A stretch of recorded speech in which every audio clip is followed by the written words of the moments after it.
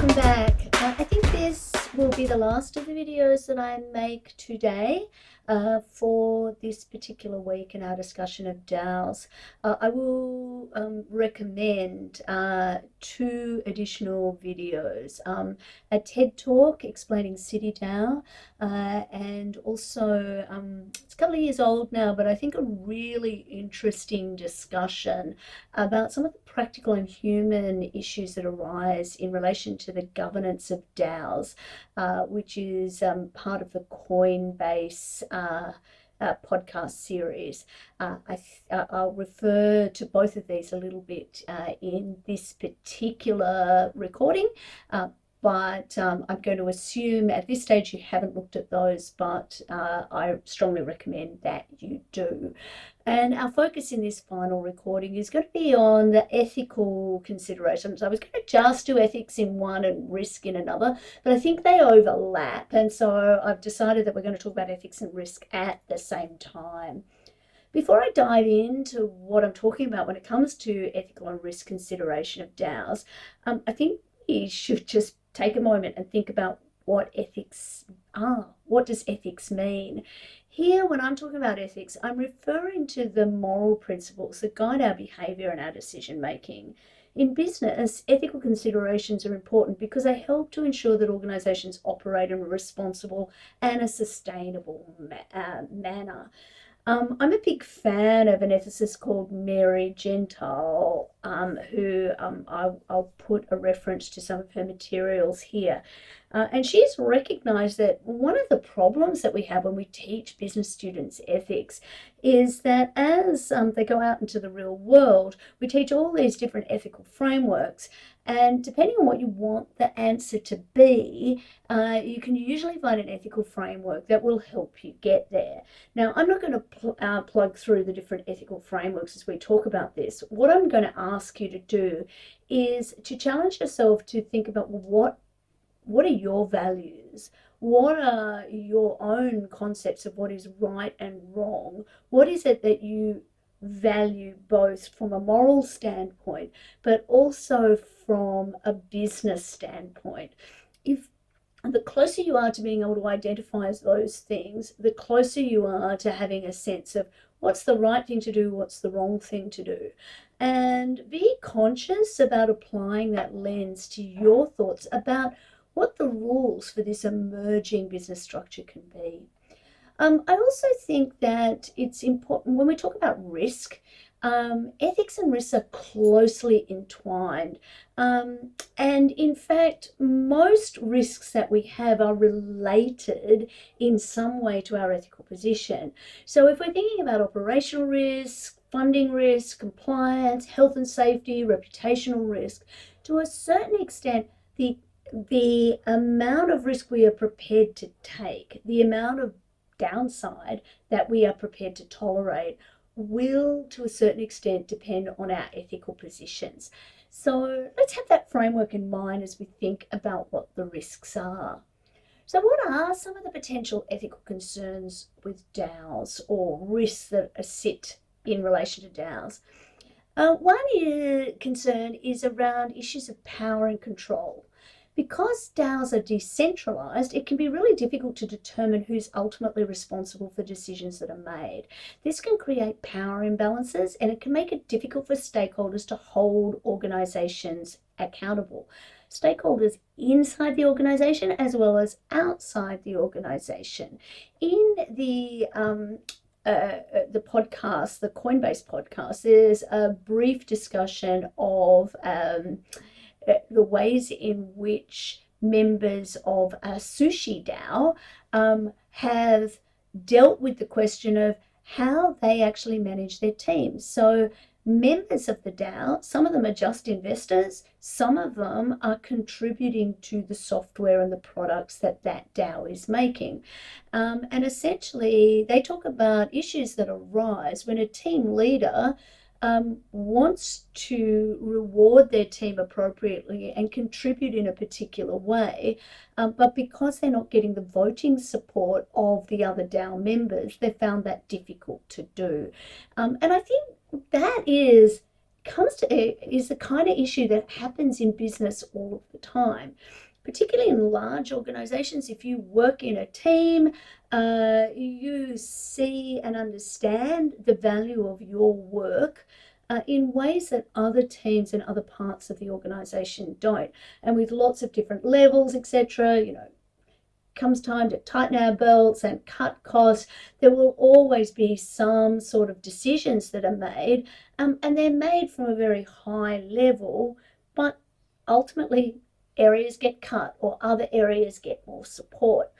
Now, basically, these decisions in a traditional organization are being made by senior managers or even the directors, board members themselves. When these decisions are made by all of the members, the strategy can get lost very easily. And understanding the why and wherefores of each of the decisions that are made, to me, that seems like a very unruly way to run a business or to run a company. So, as my mum used to say to me many years ago, just because you can do it doesn't mean you should do it.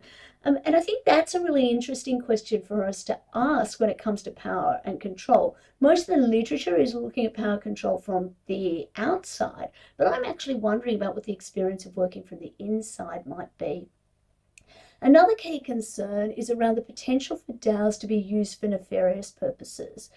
Because DAOs are anonymous and difficult to trace, quite frankly, the internet, as Avenue Q would say, was made for porn and gambling.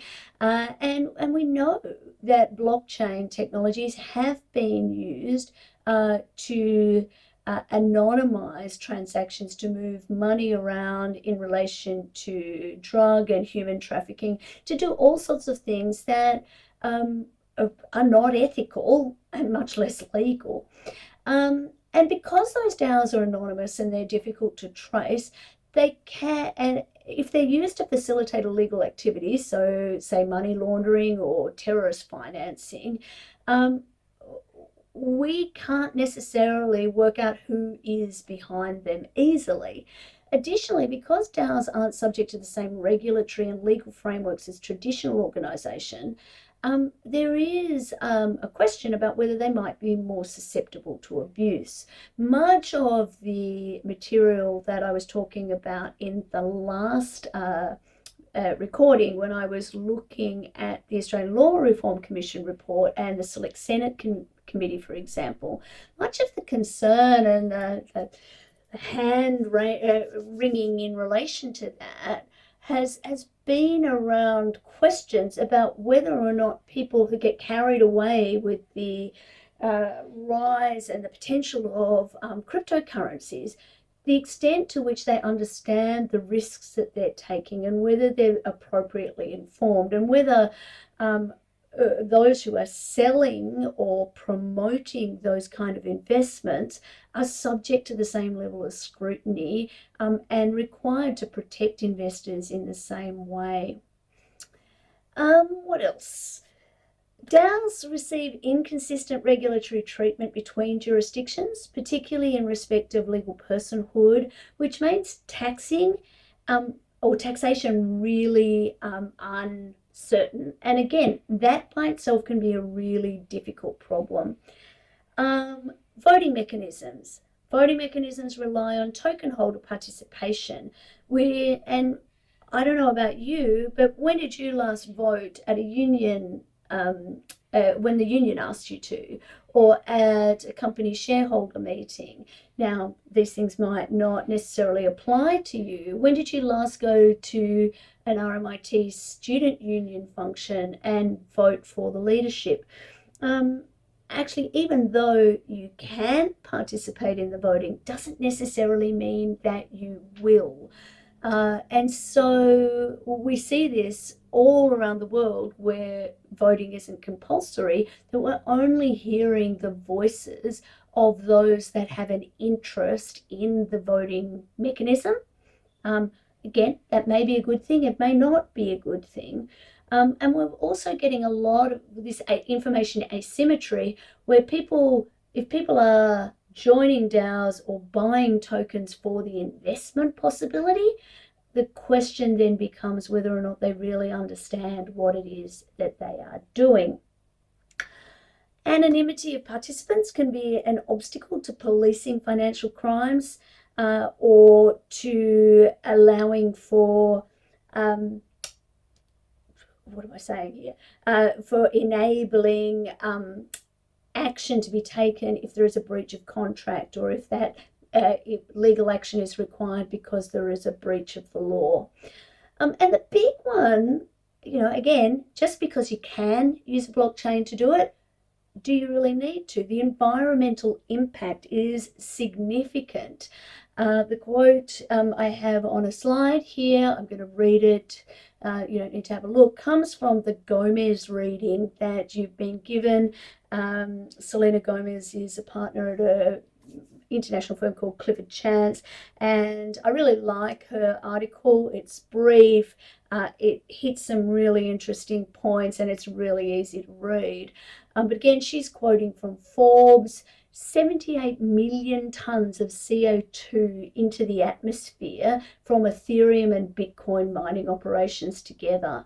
That's equal to an annual tailpipe emissions of more than 15.5 million cars. Forbes is American. It's talking about American cars. It's talking about the gas guzzlers. That is a significant contribution to climate change, and not in a good way. Now, of course, one of the biggest issues that we've seen when it comes to risk and to ethics has been arisen as a consequence of hacking. There have been many examples of DAOs that have been hacked or exploited for illegal activities. One of the highest profile examples of this, it goes back to 2016, when one of the first DAOs, called the DAO, was attacked. Basically what happened is that there was a vulnerability in the DAO's code, and the attacker exploited this vulnerability, ultimately stealing millions of dollars worth of cryptocurrency. This incident highlighted a range of things, including both the potential security risks associated with DAOs, but also what it means if a self-executing contract, a smart contract, has an error in it that results in it executing in accordance with its code, but delivering an outcome that was not what was intended or expected. So the DAO, it was a decentralized autonomous organization. It was launched in 2016 on the Ethereum blockchain, and so within a year of Ethereum being launched. It raised about $150 million worth of Ether through a token sale within 3 months of its launch.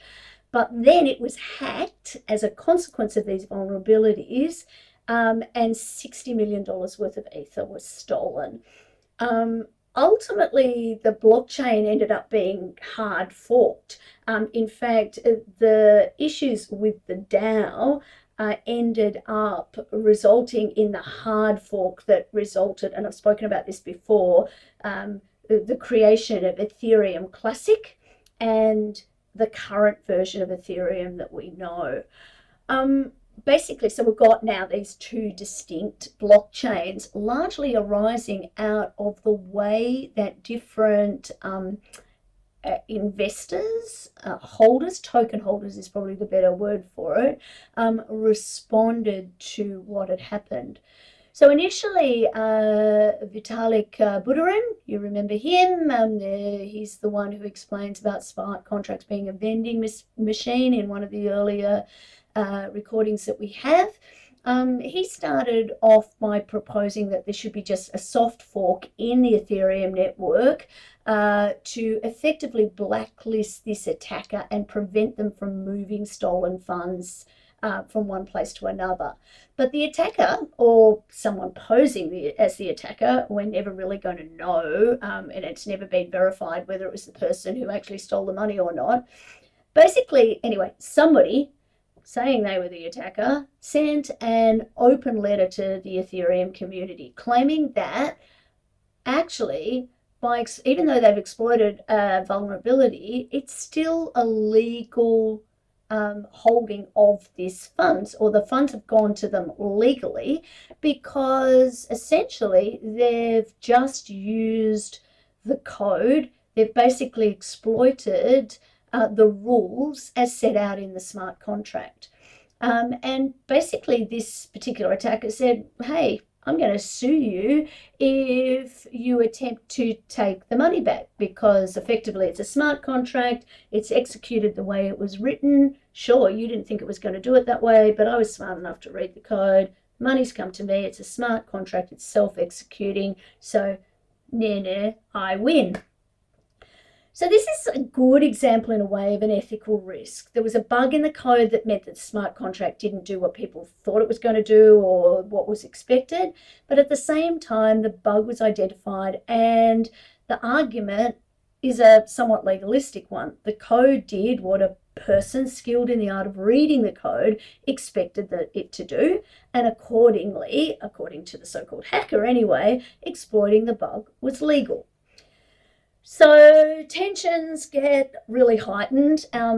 Shortly after this open letter, they're heightened even further when the alleged attacker, or someone posing as them, claimed through an intermediary on the DAO's Slack channel that they were going to attempt to thwart any soft fork by bribing Ethereum miners not to comply.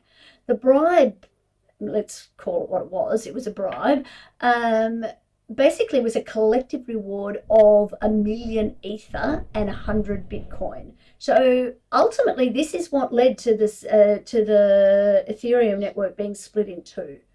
Situation not only presented technical challenges, but it questioned the ethical, the moral, the philosophical underpinnings of the technology, and it also basically challenged the resilience of the Ethereum project's leadership.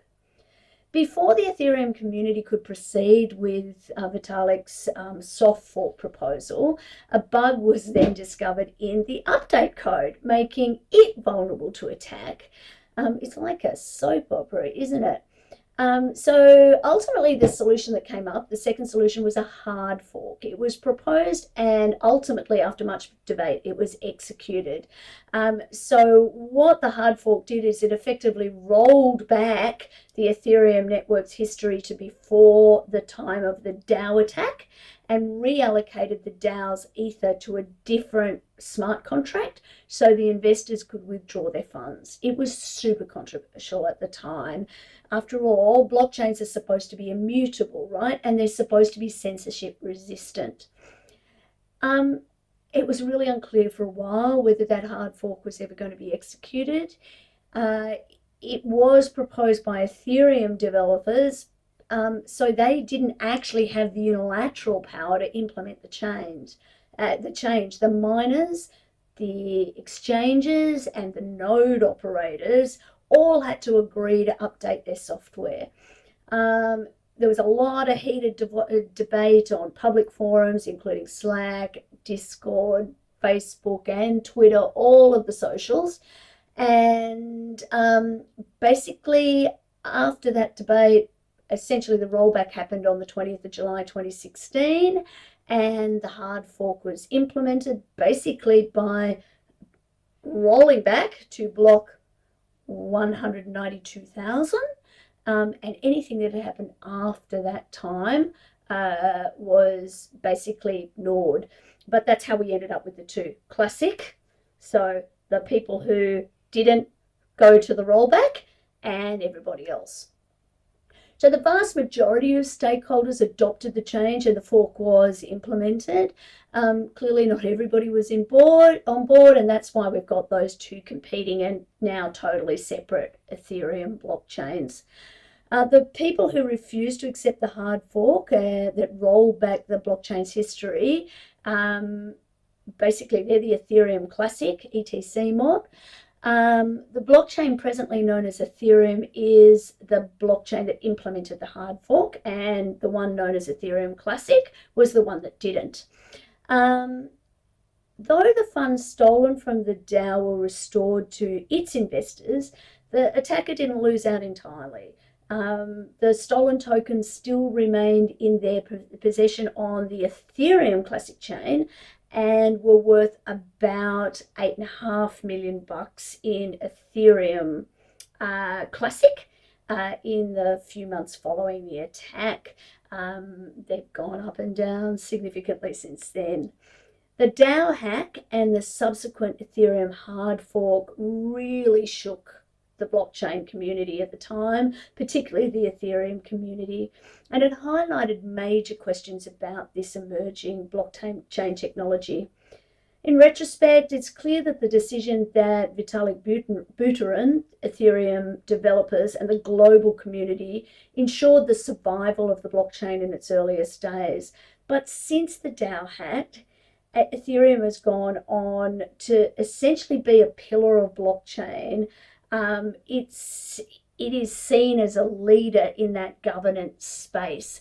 And it'd be really interesting to see what would happen if that kind of issue happened again. Of course, just because they sorted it out themselves doesn't mean that it was sorted out forever. A year later, the Securities and Exchange Commission in the US came out with this response. They said that tokens offered and sold by the virtual organization known as the DAO were securities and therefore subject to federal securities laws. The report confirms that, this is the SEC's report, the report confirms that issuers of the distributed ledger or the blockchain technology-based securities must register offers and sales of those securities unless a valid exemption applies. Those participating in unregistered offerings may also be liable for violations of the security laws. In other words, the DAO's offering of those tokens was subject to the same regulatory principles that companies undergoing initial public offerings are subject to. So according to the SEC, the DAO violated federal securities laws along with all of its investors. Now, this is really interesting because, for those of you who have thought about this, it will not surprise you to know that if a company asks people to invest money in it at any time, whether it's at an initial public offering stage or because it's listed on a stock exchange and its shares can be bought and sold, there is a high level of regulation around that process. And that's because there is this information asymmetry. If I am trying to raise investment funds, I'm in a much better position than potential investors are to know what the risks are associated with investing in my company or my business or whatever it happens to be. And the SEC basically said, well, this is actually akin to a security. By issuing tokens that people are paying for, even if they're not paying for them with actual cash, if they're paying for them with cryptocurrency, which, let's face it, you either earn by mining or you pay money to a miner for it or to somebody else who paid money to a miner for it. Ultimately, you're paying something of value for that currency or that crypto. And so it is an investment, and so you should understand what the risks are associated with that investment. So though the DAO project has ultimately folded, wouldn't you know it, its impact is ongoing.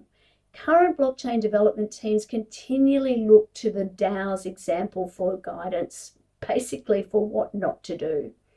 So the DAO teaches us a few valuable lessons about the importance of establishing a secure blockchain platform. The DAO's hack wasn't due to a problem inherent on the Ethereum blockchain. It came from a coding loophole that was exploited by a smart hacker. Had the code been written correctly, the hack could have been avoided. Secondly, the SEC's ruling on the DAO has encouraged blockchain startups to come up with ways of avoiding security registration and federal regulation in the USA. one of the ways companies do this is by using something called the SAFT method, S-A-F-T. If tokens have a legitimate utilitarian value on a blockchain platform, then they violate a component of what is called the Howey case, and therefore cannot be listed as securities or regulated by the SEC. So effectively, in the US at least, there is this kind of loophole that developers are using to try and stay out of the regulated market. But again, that raises another ethical issue for us, doesn't it? It raises the issue of whether or not investors should be protected and what level of transparency should be about. So without the DAO, who knows what lessons would still need to be taught. I have misjudged how long it is going to take me to talk to you about this, so I'm going to stop this recording right now. I'm going to ask if you've got questions, concerns, frustrations, or anything that you want to compliment me about. And in the next video, I'm going to start talking a little bit more about what we can do to overcome these problems. I look forward to seeing you there.